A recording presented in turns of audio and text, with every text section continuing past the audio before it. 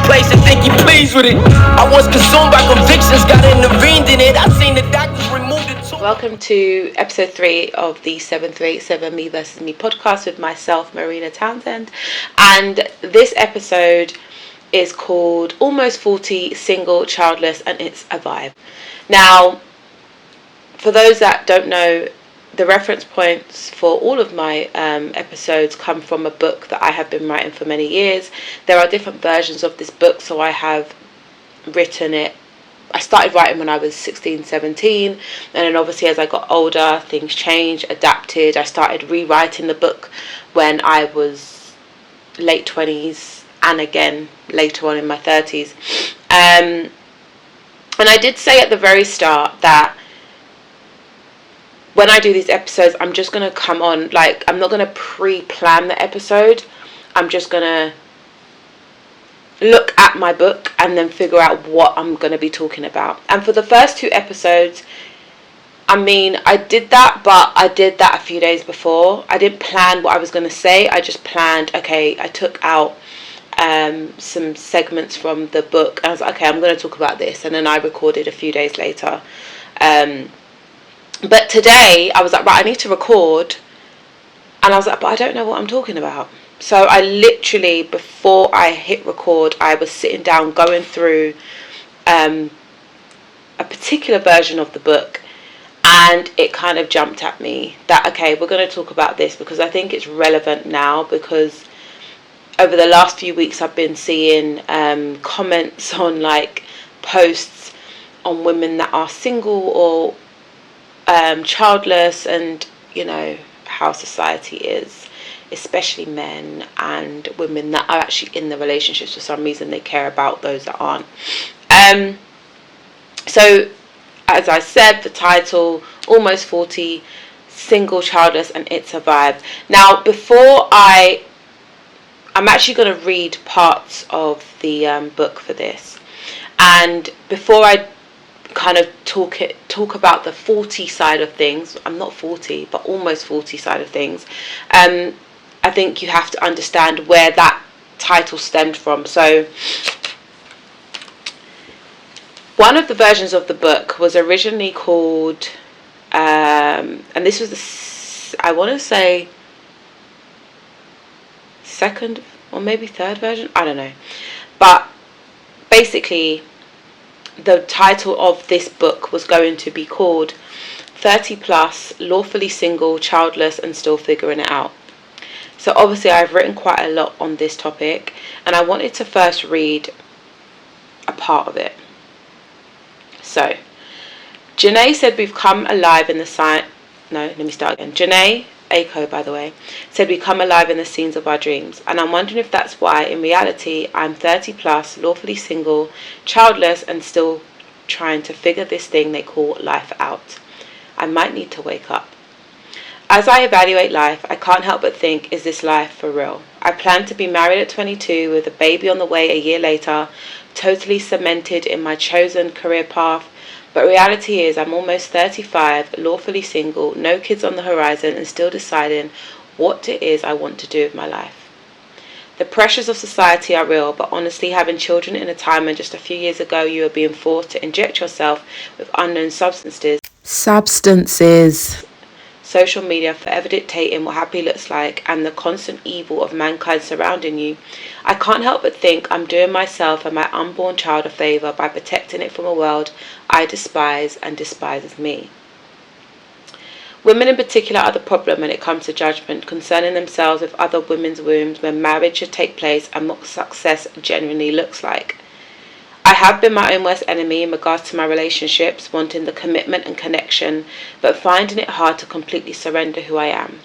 I am independent because I feel as though dependency has been my story. At the big old age of 34, I don't really know who I am outside of a relationship. I have not been alone, one with myself, since I was 18, and that was for a year. I entered a relationship that began toxic at the age of 22 and stayed for 12 years going back and forth, hoping to find my happy. Here I am, 12 years later, lawfully single, childless, and still figuring it out. I was told that your 20s are for discovering, having fun, experimenting, your 30s for figuring it out, and once and for all, and knowing who you are by the end. Then your 40s for enjoying and living. I am a 34-year-old stuck in the face and body of a sexy 25-year-old. So what does this mean?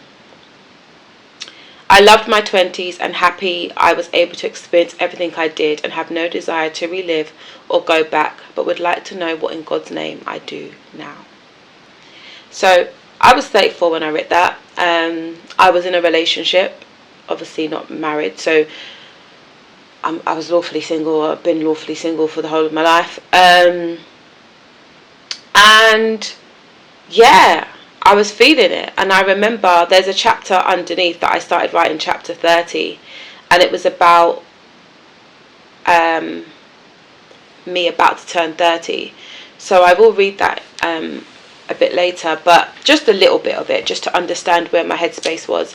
But it's just interesting that age is such a big thing. Like, we make it such a big thing. Turning a certain age means we should have, or we should be, and when it doesn't happen, it almost feels like you're failing. Now, as I said in this, I genuinely thought I would be married at 22. I don't know where. I guess that's because my parents were married. My mum was 21 when she got married, so I guess it makes sense. But that was a completely different generation. But I genuinely thought I would be married. I wanted to have 3 kids, 2 boys and a girl. I had their names. One of their names was Devonte, and I actually named my little cousin Devonte, so I gave up that name. But I had it all planned out in my diary, my Tweety Bird diary. I would write down everything, and I think at that point I wanted to be an adolescent psychologist when I was writing in that diary. And I thought I would be by 22. 22. I just finished uni at 22. I went a year later because I messed up in college. So just come out of uni, immature, like mentally immature.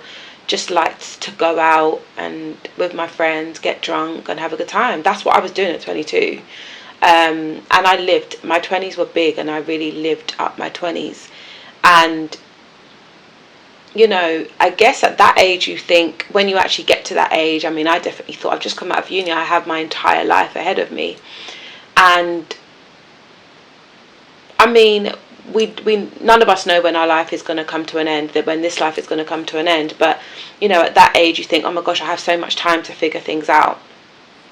And reality is you do, but you should be thinking about it. And I don't think at that age I really was really thinking about what it is that I wanted to do, because I studied journalism and creative writing at university, and I knew that when I left I wanted to create a magazine. I remember buying a book of how to create a magazine, so I knew that that was something I always wanted to do, but I didn't know what I wanted to do with that degree. Hence why I just went to work for the bank straight out of university. I just wanted to make money, and that's what I did. But I don't remember thinking, okay, I want a career in at that age. Although I had just done my degree, I don't think I anticipated going into a role of a writer or a journalist. I don't know. Maybe I did. I don't know. Again, my memory is appalling. But what I do know is that I just wanted to make money, and that's exactly what I did. I worked full-time in a bank, and I was making enough money to sustain a lifestyle that was just fun. Holidays, nights out, going out to eat, and that's what I did. But then you then get to 30, or about to get to 30, and it's like, oh my gosh, where has life gone? What am I doing? And I'll read this. As my 30th approached, I was fine initially. I was excited to turn 30, but as the day drew near, I began to freak out and legit have a 30th crisis. What am I doing with myself? Am I happy in my relationship? What do I have to show? I decided I wasn't going to celebrate turning 30 and cried for a couple of days, not knowing my next move. I was a retail manager and truly hated the job, the long hours, people, and not enough money. My toxic love failed to do things like make me feel special on my special days, and always turned around and let me know how much he hated my birthday. Why? Because I wasn't a nice person when it came to my birthday, which translated into because I was asking him to show up, I was being difficult. It was a simple cry out for love and comfort, but he always failed to read me even after 8 years.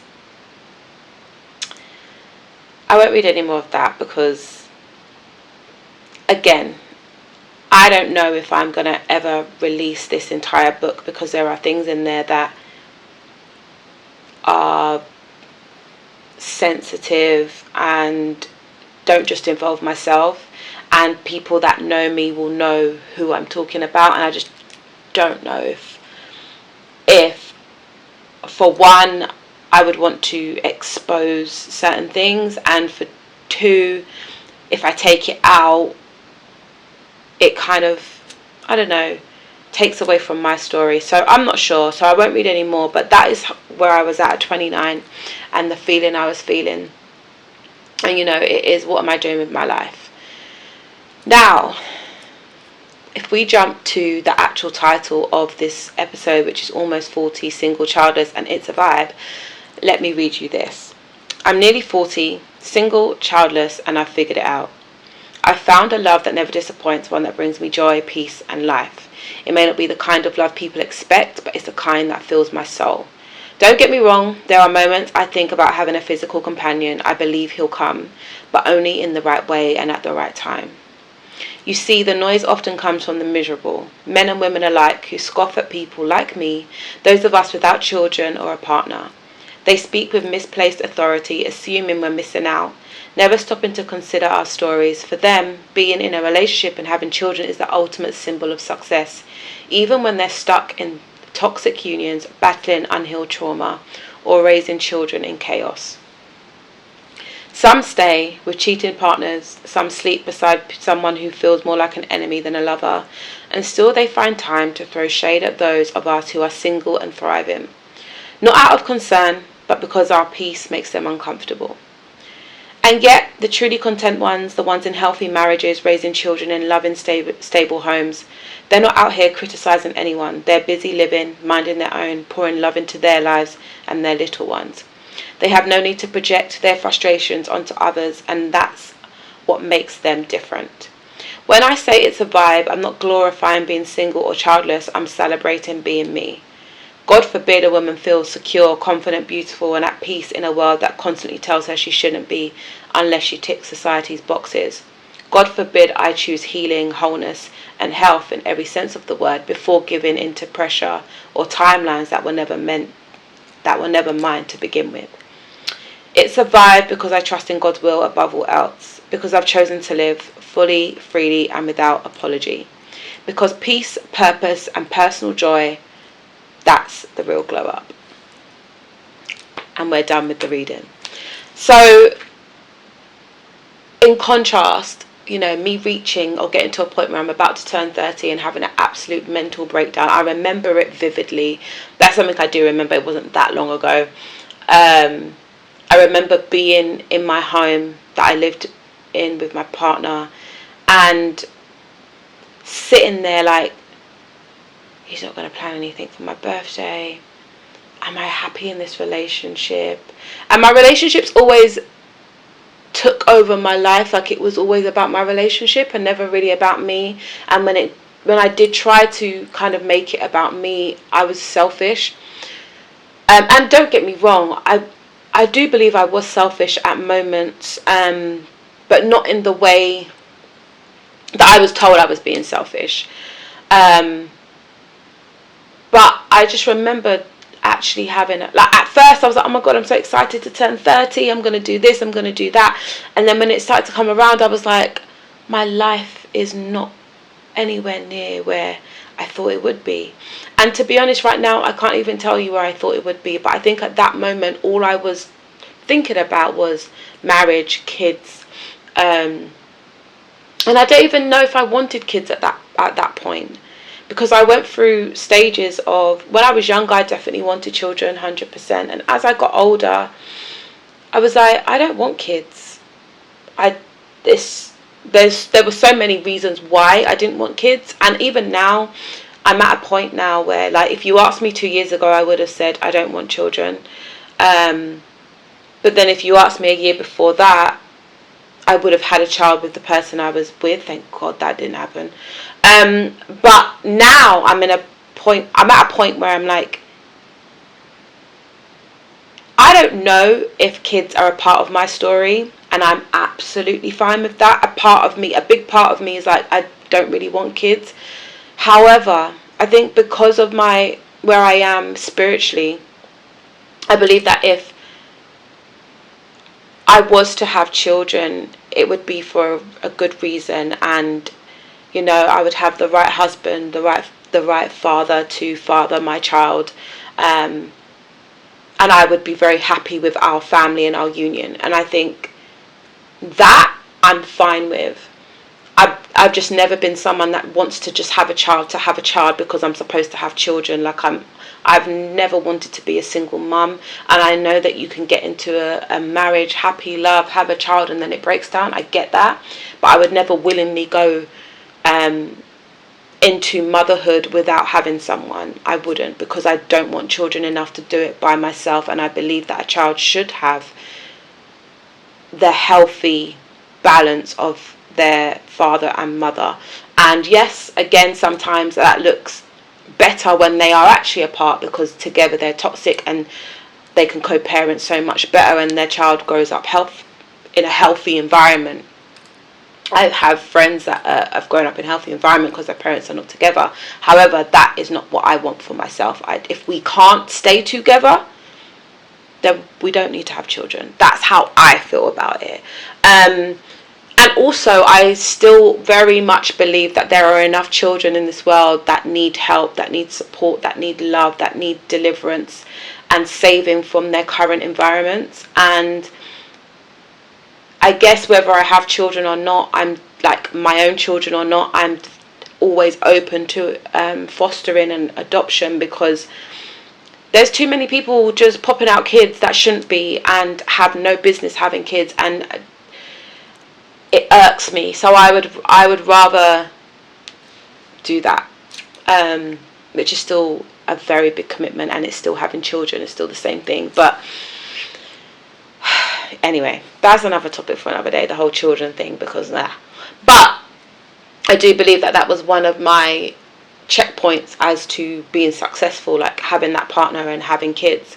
But now, having been in relationships all of my life and being close to having a child with someone, and removing myself from that situation before that actually transpired, I'm so thankful. I'm so happy at where I am, and I needed to heal, and I'm still healing. And I know I think I said in my last video that I'm healed.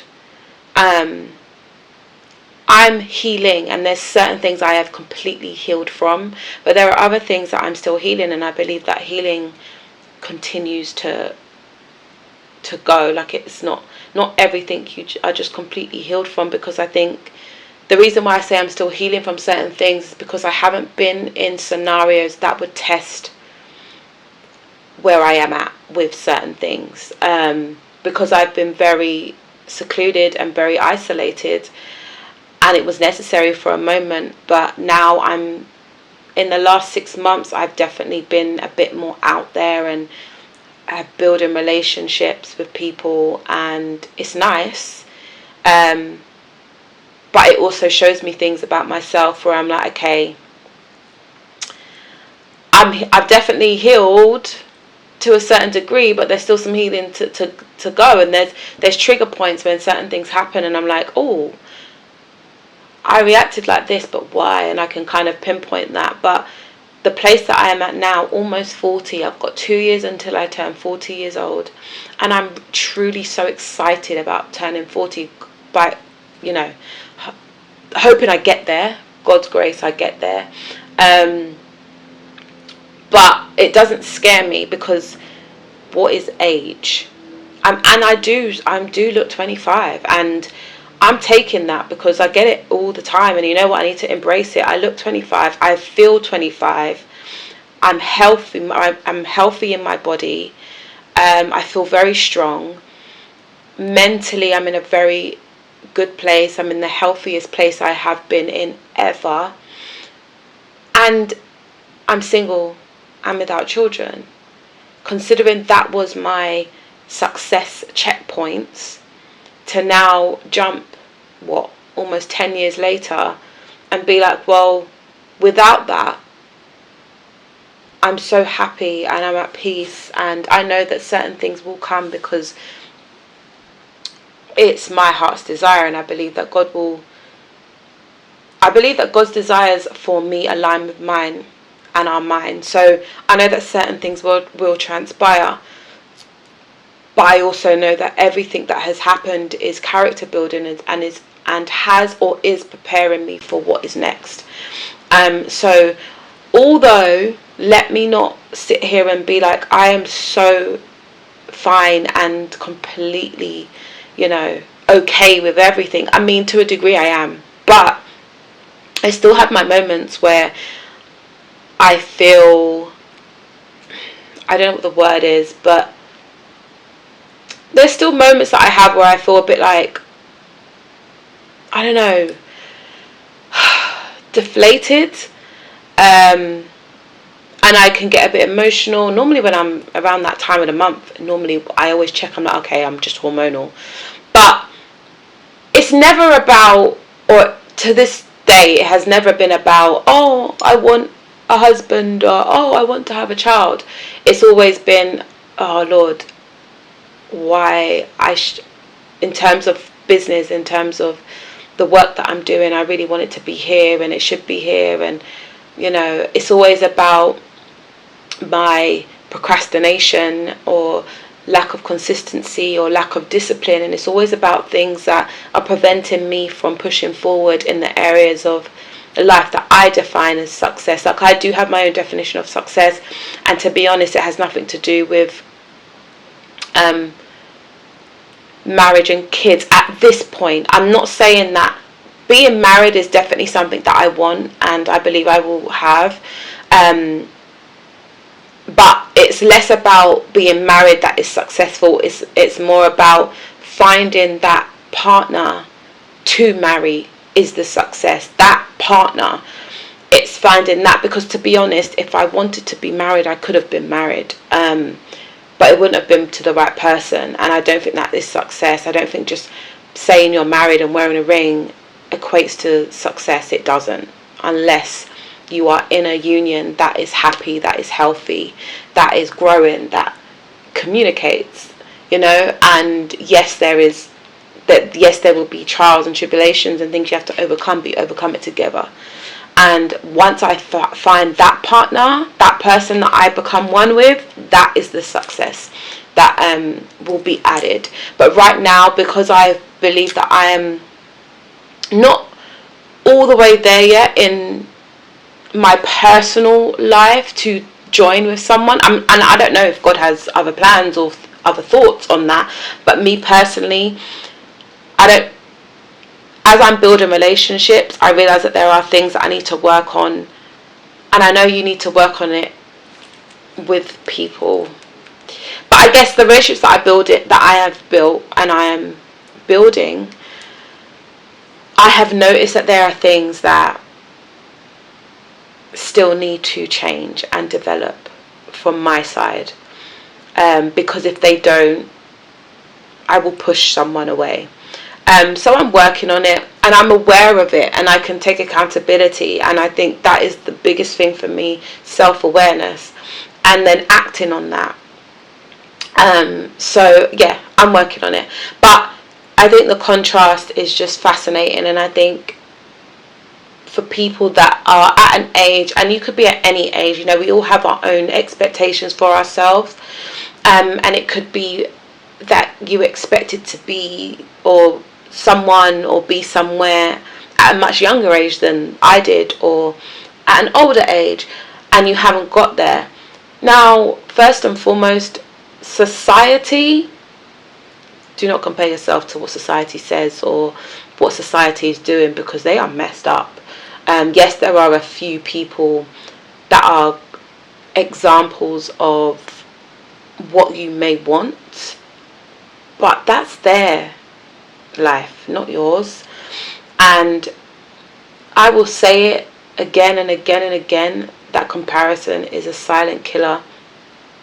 And I have to say it again and again and again, because it reminds me as well, I don't want the life that Susie has. I want my own. And yes, there are still things that you may want that, there are people that are really desperate to be married or really desperate for kids. And that's not a bad thing. I think desperation can become very dangerous, but I don't think it's a bad thing to want those things. Of course not. We all want to be in a happy, healthy relationship, or to bring children into this world, especially if you're going to be providing them a happy home. Those things are not bad to want, and we should, if that is what you want, then that is what you want. But just don't put a time on it because society says. And I understand as women we have biological clocks. I mean, right now, I truly believe that if God says that I shall carry a child, I shall carry a child no matter what age I am.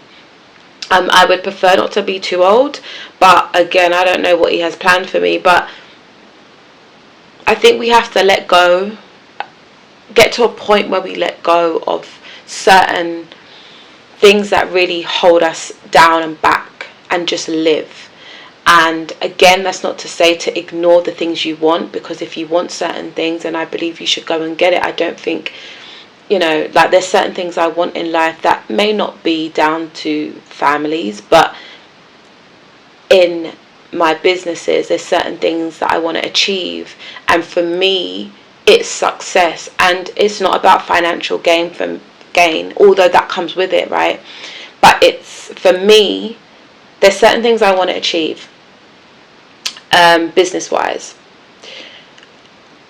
And the reason why it's such a big deal for me is because it will show that I was able to be disciplined. I was able to eliminate procrastination. I was able to overcome imposter syndrome. I was able to be persistent, resilient. And to me, the results will then be shown in the end product. That is success. And that is the success that I'm striving for, because I have worked all my life. I have great talents. I have great gifts, but self-doubt has held me back a lot. So if I can then overcome that and actually stand in the power and the authority that I have, that is success to me. Like, and the scripture that comes to me, that will always come to me, is 2 Timothy chapter 1 verse 7. For God did not give you a power of fear, but a power of, wow, the power part is right, but 2 Timothy chapter 1 verse 7, God did not give you a spirit of fear, but a spirit of power, love, and of a sound mind. And I want to make sure that I tick all those boxes. And when I can stand in that authority, I am successful. And that's all that is. And then I believe that when I can do that, it shows my character. And then that character can then be brought into a relationship, because I'm disciplined, I'm consistent, I'm resilient, and I can communicate, and all those things. Like, it's all about preparation. And yes, I may meet someone along that journey, but that person that I meet will only, come into my life to sharpen what I already have. Iron sharpens iron. So yeah, we all have our many definitions of success, and we all have the wants and needs. But this episode is more about debunking this narrative that if you're single and childless but at a certain age, then you've done something wrong, or you're unfulfilled, or whatever it is that people say, because it's just absolute rubbish. I've been planning to get a dog, right? Because I like dogs. But I'm putting it off because I'm like, I'm going to be traveling a lot. I can't just have a dog, because who's going to look after my dog? And then I have to pay X amount of money for dog care and all of that. When you have a child, it's very different, isn't it? But also very similar. My words. It's also very similar. But I have the option to, just like you do, obviously if you want a child, but you say, I'm not going to have it this year, I'll have it next year because there's certain things I want to do or whatever. And now I know that there'll people be like, I have a child, I have 10 children, and I do all the things I want to do. That is fantastic for you. I don't want to have the kids when I am doing these things. I'm very much of a mindset of, there's a lot of things that I want to accomplish personally for myself, that I feel like I need to, and then once I do that, I then have a child, let's say I do, I want to be able to be a certain type of mother, and with the things that I still have to do, I couldn't be that mother, and I don't want to compromise it. And if that means that the things that I want to do then surpass the time that I can then naturally give birth, so be it. Like, it's not going to break my heart. But like I said, there are many children in this world that need saving, so there is always a child that you can have, that you can, love and take care of. So that's fine.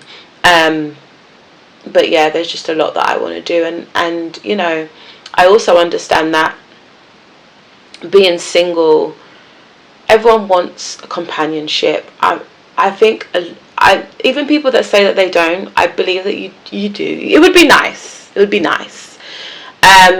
And I think the ones that are like, I actually just don't want it, is because you've been burnt so many times. And I know I'm not talking for everyone. I know that there is an exception to this, like there's an exception to everything. But generally, when you say things like that, and I have said, when I got out of my last relationship, I said, I need to be alone. I need to just spend some time with the Lord, and I don't want a relationship. And I stood by that, and that has been the last 2 years. And as I've said many times, it's been the best 2 years of my life. Now, the reason why it's been the best 2 years of my life is because, first and foremost, I was spending time with God. I gave God the time that I was giving all of these little boys. And he then poured into me. Now, the secondly was because the relationships that I had were not relationships for me. They were not happy relationships. Yes, there were times when we were happy, and and at the time that I was in those relationships, I was in a certain mental space, emotional space. So what I was being given was happy for that person, for that Marina that it was. That Marina that I was then. Certain parts of the relationships that I had were good enough, were great at the time, because I was a certain type of person. The person that I am now, I would never, you would never, it would never. So I have a certain standard, and it's not, my standards, the thing is, I saw a video recently about women that are single, or not just women, men and women that are single, and are happy single. They're not actually single because they're just holding on to this hurt and this, every man or woman that comes into their lives, it's like they're already tarnished, they've got such a big wall up that they just resist everything. It's like their standards are so up here that any form of like negativity, not even negativity, but any error, no matter how small, if it triggers something from the past, you eliminate. And it's tough. Now, that's not me, because I have dated, and I dated someone, not for long, but I dated someone that physically wasn't my type at all.